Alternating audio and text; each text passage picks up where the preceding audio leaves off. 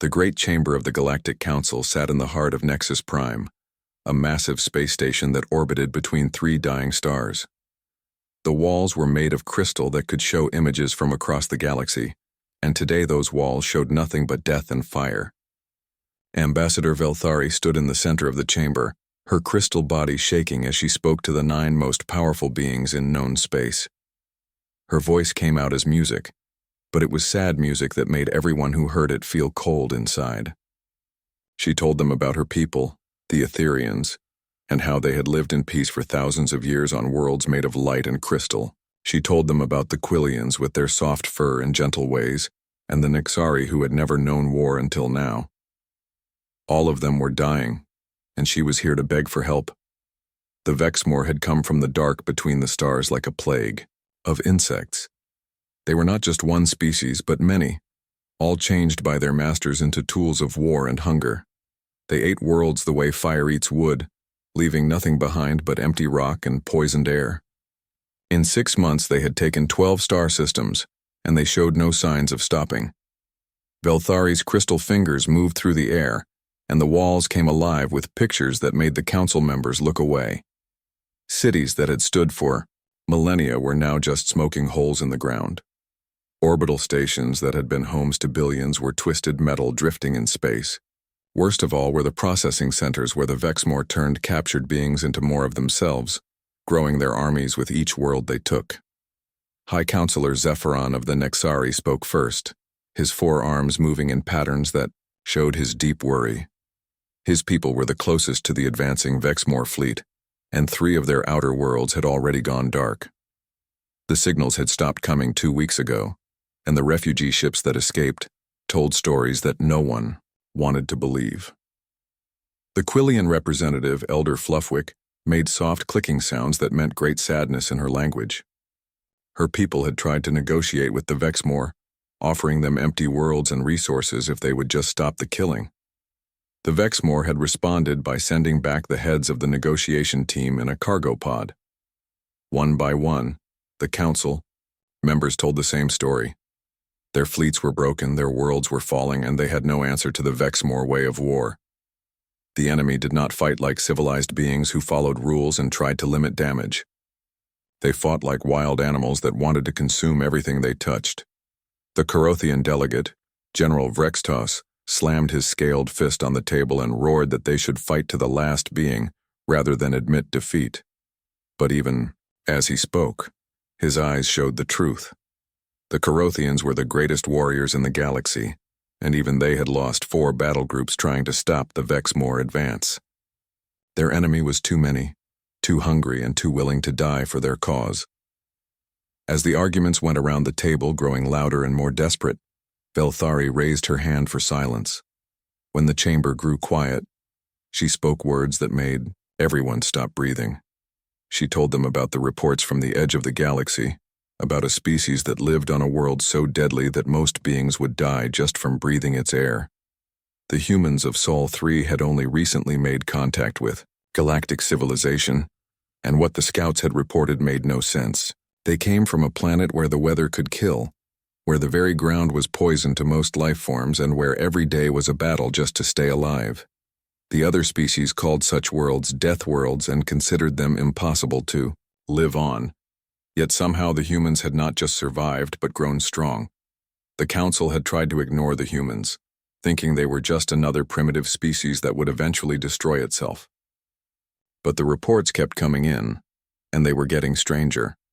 The humans had somehow learned to use their deadly world as a tool, making weapons and warriors that followed no known pattern of development. Most troubling of all were the stories from traders who had visited human space. They spoke of a species that saw war not as a terrible last choice but as just another problem to be solved. The humans had fought their own kind for thousands of years and had gotten very good at it. They had turned killing into a science and violence into an art form.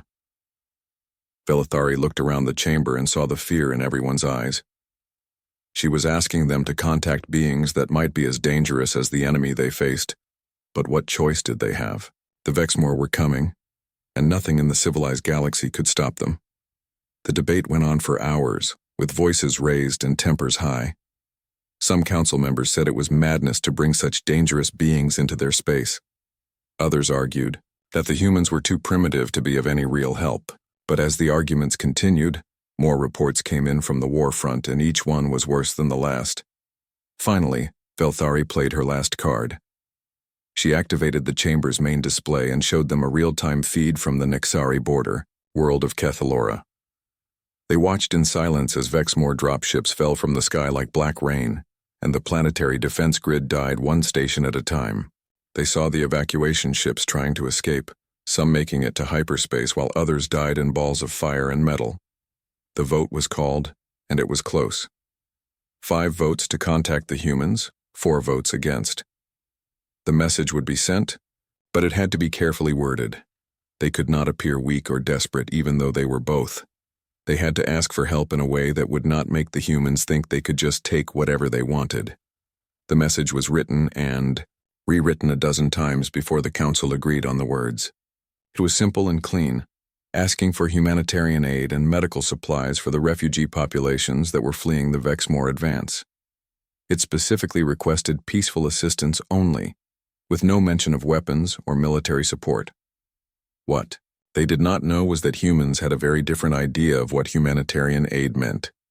What they did not understand was that to a species from a death world, sometimes the most merciful thing you could do for someone was to remove the thing that was hurting them.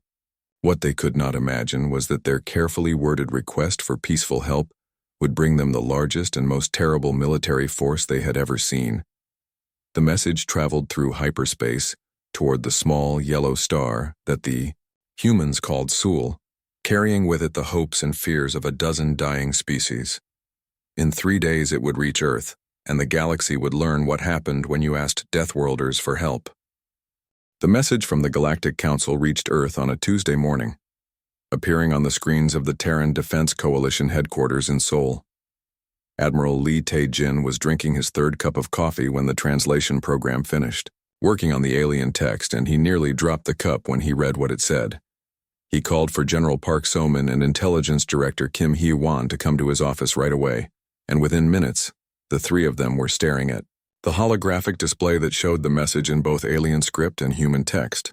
The words seemed simple enough, but all 3 of them knew that when aliens asked for help, there was usually more to the story than what they were saying.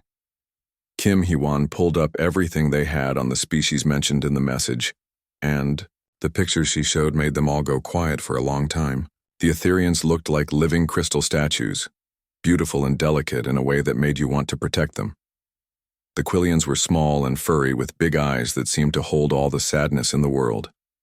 The Nexari had 4 arms and faces that could show complex emotions, and right now those emotions were fear and desperation. But it was the pictures of the Vexmore that made Admiral Lee set his coffee cup down with shaking hands. They looked like insects that had grown too large and learned too much about killing. Their ships were organic things that pulsed like living hearts, and their weapons left wounds in space itself that took years to heal. General Park pulled up the tactical analysis that their deep space monitoring stations had been working on since the first reports of the war had reached human space 6 months ago. The numbers were bad and getting worse every day. 12 star systems had gone dark, and the refugee ships that escaped painted a picture of systematic genocide that reminded all of them of the worst chapters in human history. The 3 military leaders looked at each other and knew without speaking that they were all thinking the same thing. The aliens had asked for humanitarian aid and medical supplies, probably thinking that humans were just another peaceful species that would send some relief ships and hope for the best. They had no idea what they had just done. Admiral Lee activated the secure communication system and called President Choi Young-ho at the Blue House. The conversation was short and to the point, and when it was over, the president had authorized what would become the largest military mobilization in human history. 3 hours later, President Choi stood before the cameras in the main briefing room of the Blue House, with the flags of Earth and the Terran Defense Coalition behind her. Her words were calm and measured, but everyone who heard them understood that something big was about to happen. She told the world about the alien message and the war that was consuming distant star systems. She explained that Earth had been asked to help, and that help would be given in the most complete way possible. What she did not say, but what everyone understood, was that when humans decided to help someone, they did not do it halfway. The mobilization orders went out within the hour, and every human military base from Earth to the outer colonies began preparing for war. The difference was that this time, the humans were not fighting each other or defending their own territory. This time, they were going to help someone else, and that made all the difference in how they approached the problem. Director Kim Hai-wan worked with her intelligence teams to analyze everything they knew about Vexmore tactics and technology.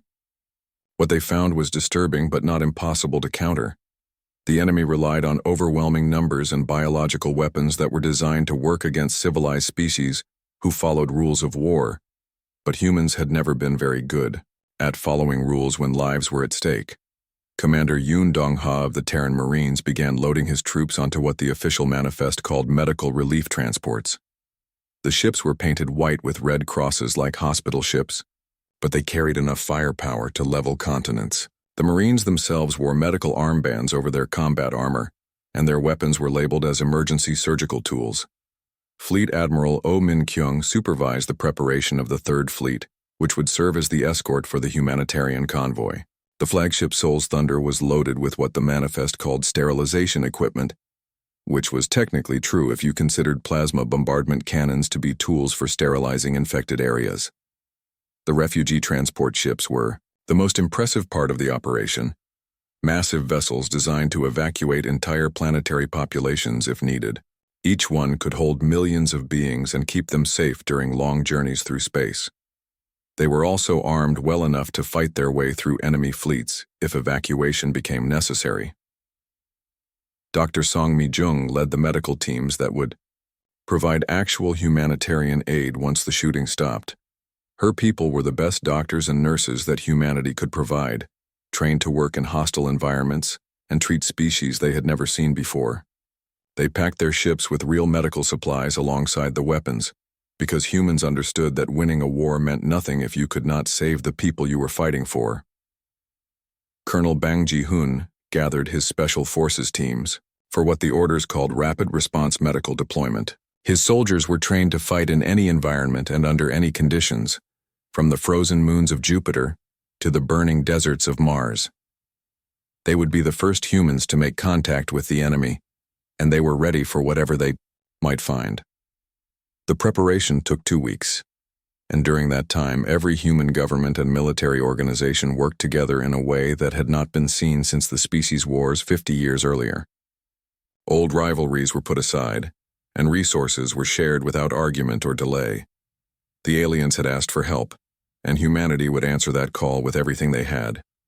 What the Galactic Council did not understand was that humans had spent their entire history learning how to fight, and they had gotten very good at it. What they could not imagine was that a species from a death world would see their request for peaceful aid as an invitation to bring peace through the complete destruction of anything that threatened it. The orders were cut and sealed.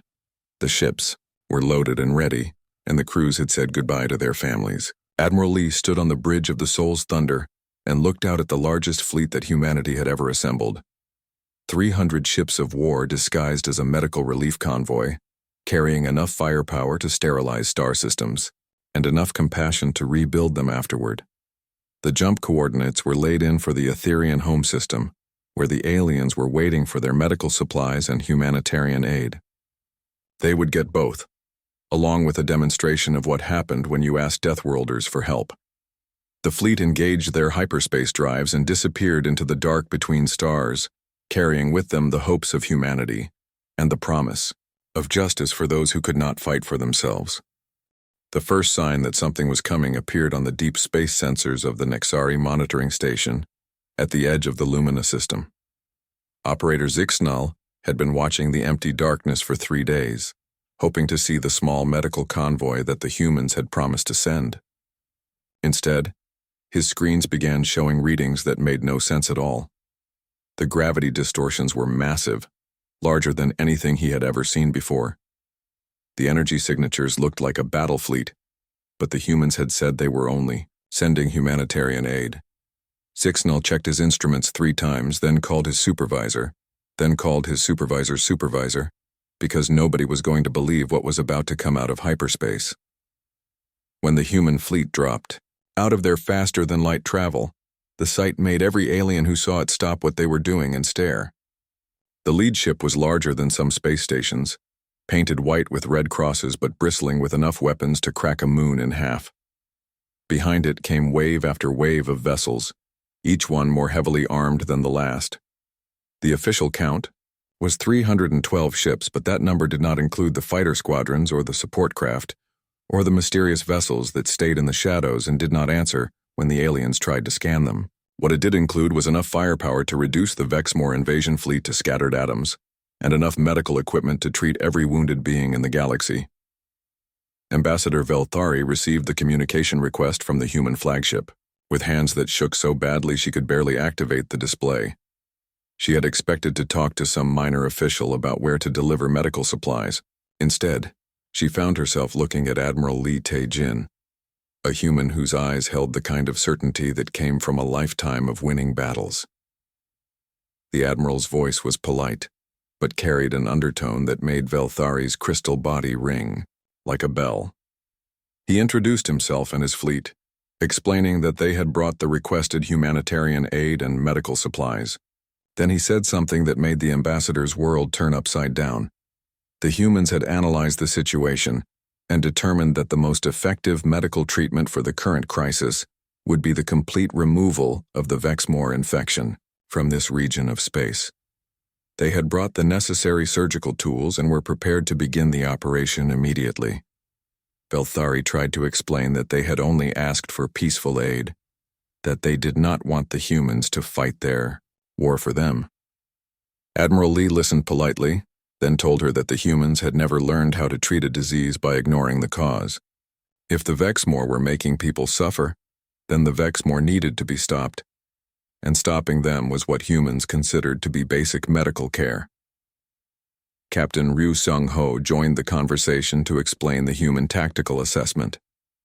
His people had studied the Vexmore advance and concluded that the enemy represented what humans called a malignant tumor in the body of galactic civilization. The recommended treatment was immediate surgical removal, followed by careful monitoring to prevent recurrence. The aliens tried to understand this strange way of thinking, but it was like trying to explain color to someone who had never seen light. The humans looked at war the way doctors looked at disease, as a problem that needed to be solved quickly and completely. They did not see the Vexmore as enemies to be negotiated with or contained, but as symptoms of a sickness that threatened healthy beings. Dr. Song Mi-jung appeared on the communication screen to provide what she called the medical justification for their approach. Her analysis of the refugee reports and battle footage had convinced her that the Vexmore represented an aggressive pathogen that would continue to spread until it consumed all available resources. The only effective treatment was what she called radical intervention therapy. While the aliens struggled to process this information, Major Han Kyung-soo was already conducting what the humans called preliminary medical examinations of the Vexmore positions throughout the system. His stealth drones moved through space like invisible ghosts, mapping enemy positions and identifying priority targets for treatment. The Vexmore fleet had been in the middle of processing captured Etherian civilians when the human ships arrived, and their response was immediate and predictable. They launched attack squadrons and began charging their primary weapons, expecting to add another species to their growing collection of conquered prey. What they found instead were opponents who had been raised on a world where everything was trying to kill them, and who had spent thousands of years learning how to kill back. The human ships moved through space with a grace that belied their massive size, their formations flowing like water around enemy fire, while their own weapons reached out with surgical precision. Lieutenant Commander John So-young coordinated the orbital bombardment from her position aboard the medical supply vessel Busan Rising. Her targeting solutions were works of art, designed to eliminate Vexmore positions while leaving civilian infrastructure intact. Each plasma blast was calculated to cauterize infected areas without damaging healthy tissue, and the results were exactly what she had predicted. The Vexmore had never faced opponents like this before. Their usual tactics of overwhelming force and biological terror weapons had no effect on beings who had grown up breathing poison and fighting gravity that could crush most species. The humans moved through their defensive fire like it was a gentle rain, returning shots that found their targets with mathematical certainty. Captain Park Do-hyun led the engineering teams that began immediate reconstruction of damaged civilian areas, even while the battle continued around them. His crews worked in conditions that would have killed most galactic species, using tools and techniques that turned destruction back into creation with efficiency that bordered on magic. But it was the human medical teams that truly shocked the watching aliens. Combat medic Sergeant Lee Jun-ho treated wounded Etherians with gentle hands, while simultaneously directing artillery strikes against advancing Vexmore ground forces. His people moved through the chaos of battle as if it were just another day at the hospital, saving lives while ending others with equal skill. The Vexmore commanders tried to understand what they were facing, but their databases had no reference for beings like this.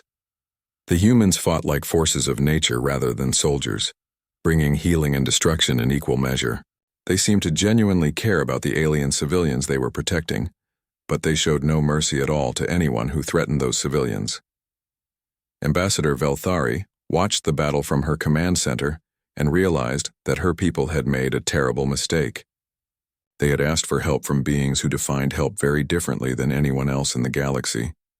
The humans had not come to provide supplies and leave. They had come to cure the disease that was destroying galactic civilization, and they would not stop until the cure was complete. The first phase of the human medical intervention was almost over, and the Vexmore fleet that had been preparing to process another world was now nothing but expanding clouds of ionized gas. The humans had brought their idea of humanitarian aid to the galaxy, and nothing would ever be the same again. The battle for Lumina Prime began at sunrise. Though sunrise on a crystal world looked nothing like the dawn that humans knew from their own deadly planet, the light came from within the crystalline structures themselves, growing brighter as the planet turned toward its star. It was beautiful and peaceful, exactly the kind of place that the Vexmore loved to destroy. Colonel Bang Ji-hun stood in the drop bay of the medical transport vessel Soul's Mercy, watching his soldiers make final preparations for what the official reports would call emergency medical intervention. Each trooper wore combat armor painted with medical symbols, and their weapons were labeled as surgical instruments. The labels were not exactly lies, because sometimes the most merciful surgery involved removing diseased tissue completely. The drop pods launched like falling stars, carrying human soldiers down through atmosphere that would have poisoned most galactic species. The Etherians watched from their shelters as hundreds of metal capsules streaked across their crystal sky, each one carrying death for their enemies and hope for their survival. The Vexmore ground forces had been setting up processing centers, where captured civilians would be converted into more soldiers for their endless war. They had done this same thing on dozens of worlds, and they expected the same result here. What they got instead was their first encounter with warriors from a death world, and the education they received was brief and terminal. Lieutenant Commander John So-young watched the battle from orbit, her fingers dancing across targeting controls. That painted Vexmore positions with precisely calibrated destruction. Each orbital strike was planned to remove enemy forces while leaving Etherian structures intact, a level of precision that required computers and humans working together in perfect harmony. The plasma beams that fell from the human ships were like surgical lasers, cutting away infected tissue while leaving healthy cells untouched. Vexmore command bunkers vanished in flashes of superheated gas, while Etherian hospitals and schools remained standing without even broken windows. On the EU ground, the human soldiers moved through terrain that would have challenged experienced explorers from most species. The crystal formations created a maze of sharp edges and unstable surfaces, while the atmosphere carried trace elements that were toxic to anyone who had not grown up breathing industrial pollution. Sergeant Lee Jun-ho led his medical team through the ruins of an Etherian city, treating wounded civilians while his squad provided security against Vexmore infiltrators. His hands were steady as he worked on injuries that his training had never covered. Because aliens bled differently than humans, and their bodies worked in ways that medical school had not taught him. But Jun-ho had grown up in the slums of Busan, where you learned to fix whatever was broken with whatever tools you had available. He treated crystal beings with techniques designed for flesh and blood, adapting on the fly because the alternative was letting them die. Behind him, his security team eliminated Vexmore scouts with weapons that fired smart projectiles capable of thinking their way around cover.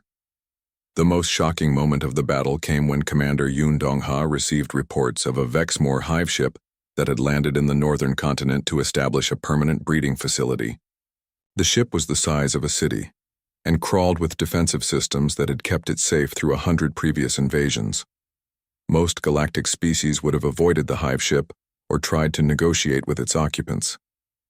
The humans looked at it and saw a tumor that needed to be removed before it could spread.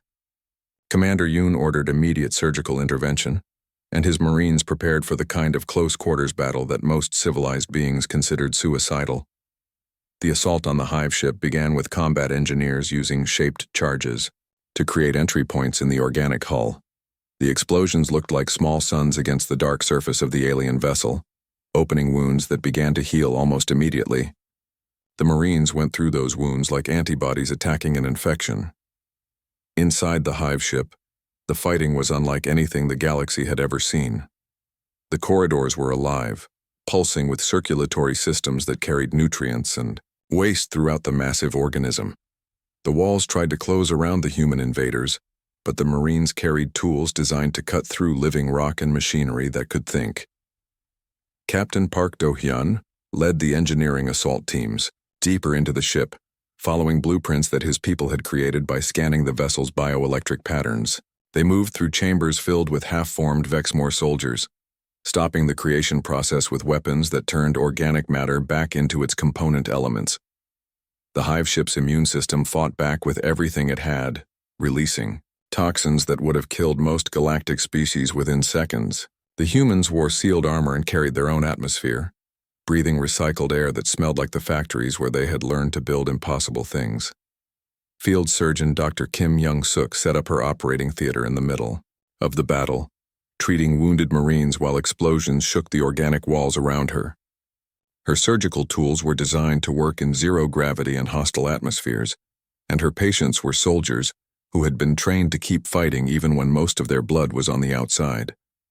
The doctor worked with hands that never shook, even when the ship's defense systems tried to flood her medical bay with digestive enzymes. She had learned her trade in the emergency rooms of Seoul, where gang wars and industrial accidents created injuries that would have challenged alien physicians. A living spaceship was just another day at the office for someone who had spent years putting humans back together. Above the planet, Fleet Admiral Oh Min-kyung coordinated the naval battle with the kind of casual efficiency that came from a lifetime of making impossible things look easy. The human fleet moved through space like a school of predatory fish, each ship supporting the others in formations that seemed to flow like water around enemy fire. The Vexmore fleet commanders tried to understand what they were fighting, but their tactical computers had no reference for opponents like this. The humans used strategies that made no sense according to established military doctrine, combining overwhelming firepower with surgical precision in ways that should have been mutually exclusive. The human ships were weapons of war disguised as hospital vessels, but they were also hospital vessels that happened to be heavily armed. Medical bays worked alongside ammunition magazines, and the same hands that loaded plasma torpedoes also prepared surgical instruments for the casualties that would come later.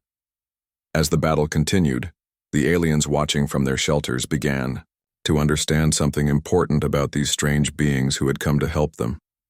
The humans did not see war and healing as opposite things, but as different aspects of the same process. They fought to protect, and they healed to strengthen, and they did both with the same level of skill and dedication. The Vexmore invasion force had expected to face another collection of peaceful species who would surrender after token resistance.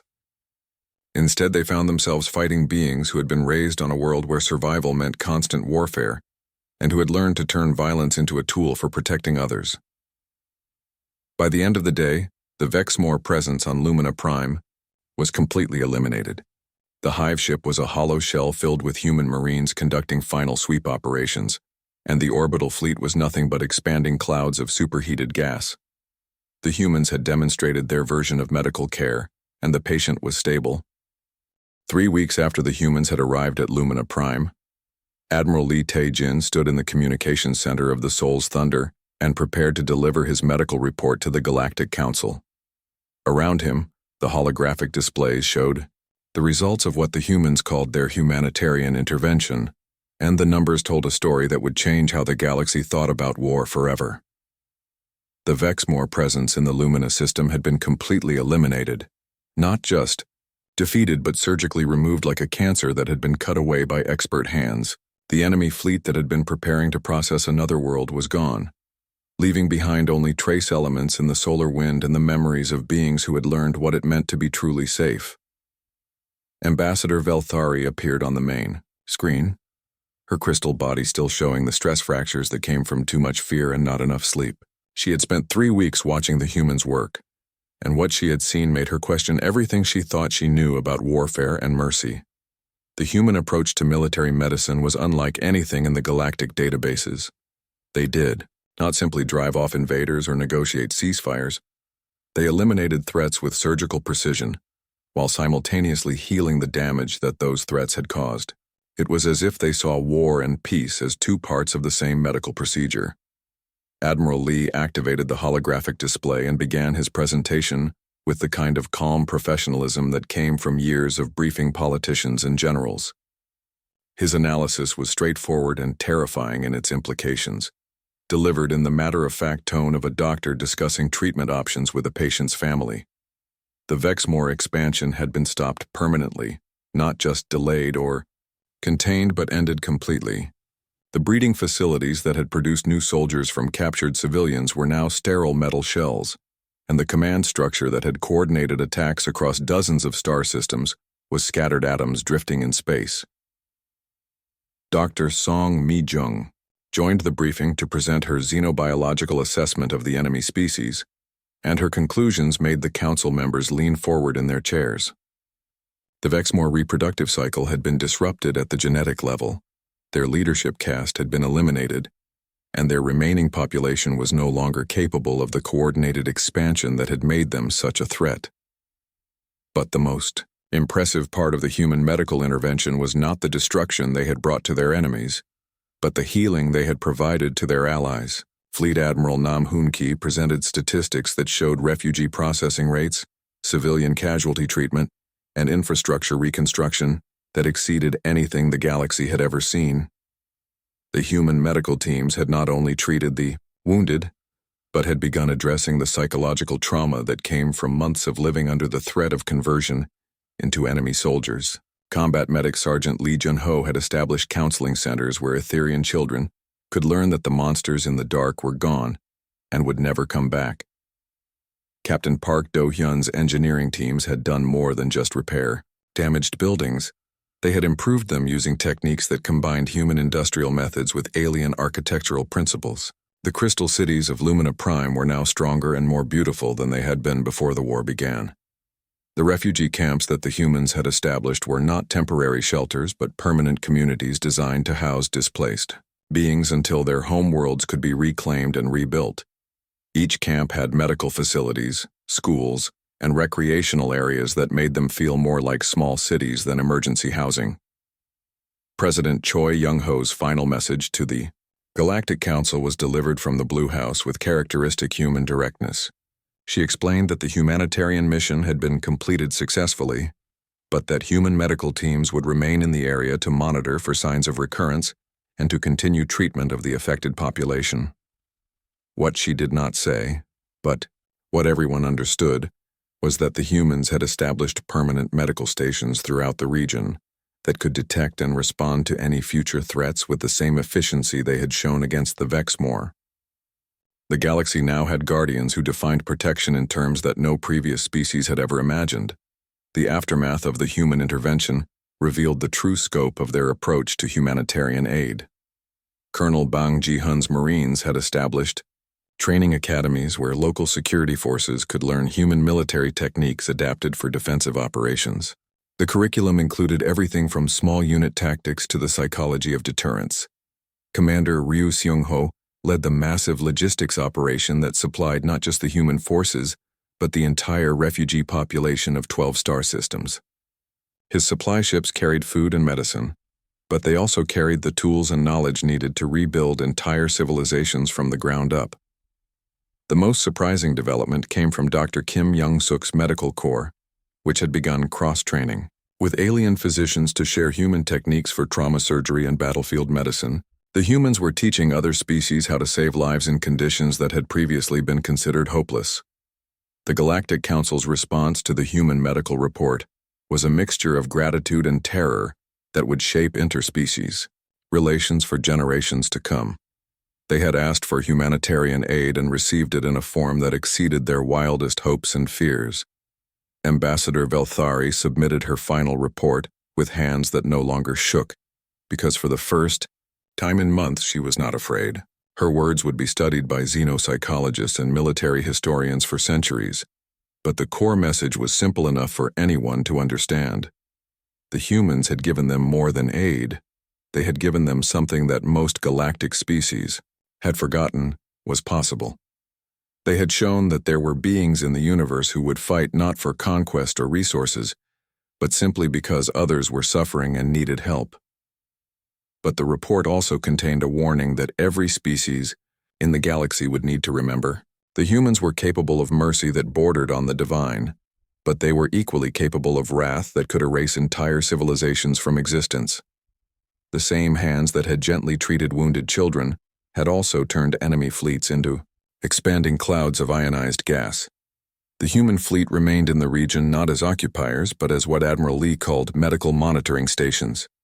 Their ships patrolled the star systems that had been freed from Vexmore control, watching for signs of new infections that might threaten the healing process.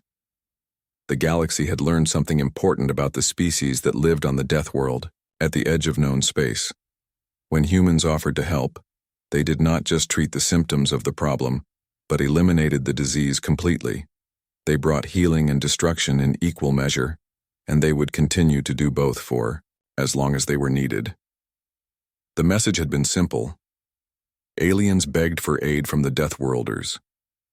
What they received was a lesson in human compassion that came wrapped in the most terrifying display of military efficiency the galaxy had ever witnessed.